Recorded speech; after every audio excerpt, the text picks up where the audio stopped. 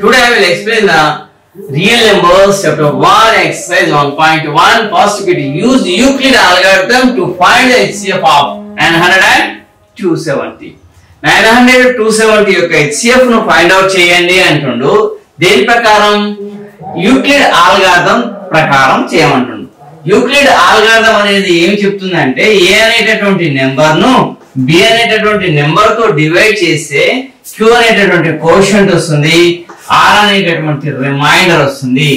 అప్పుడు a అనేటటువంటి number కు b into q plus r అనే దాన్ని ఈక్వల్ అవుతుంది. a equal to bq plus r అవుతుంది. ఇది మనకు యూక్లిడ్ ఆల్గారిథం థీరం అనేది తెలియజేస్తుంది. ఇప్పుడు మనకి ఇక్కడ a is equal to 900 గా తీసుకొని b is equal to small number 270 తీసుకుందాం. ఓకేనా? 900 270 ఇక్కడ ఒక నెంబర్ తీసుకొని దీన్ని మల్టిప్లై చేస్తుంటే 2 1 జా ఎప్పుడైనా డివైడ్ చేసేటప్పుడు ఇక్కడ నెంబర్ అనేది చిన్నగా ఉంటే ఇక్కడ ఉన్నటువంటి నెంబర్ ను చూసుకోండి. ఇక్కడ ఉన్నటువంటి నెంబర్ కంటే ఇక్కడ ఉన్నటువంటి నెంబర్ ఉంటే సింగిల్ డిజిట్ తో ఫస్ట్ చేయడానికి ట్రై చేయండి.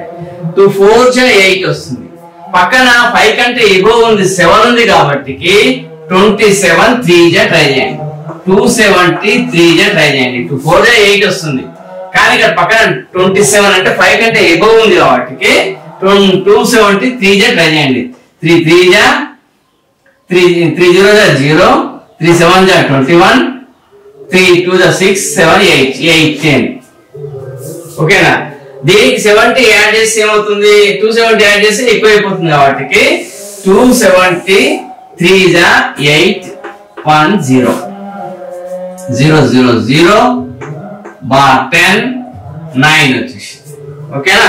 దీన్ని మనం ఏ విధంగా రాస్తాం? యూక్లిడ్ థీరం ప్రకారం 270 900 is equal 270 into 3 plus 90.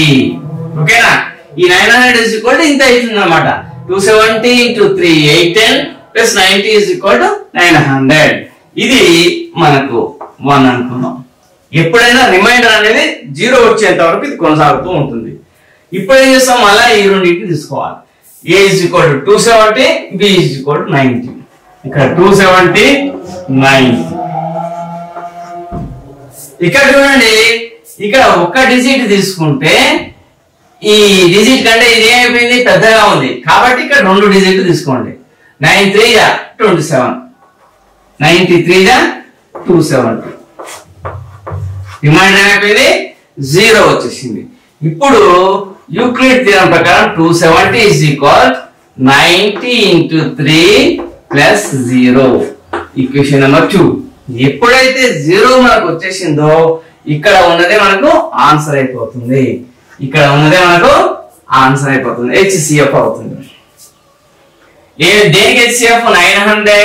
900 and 270 HCF is 90.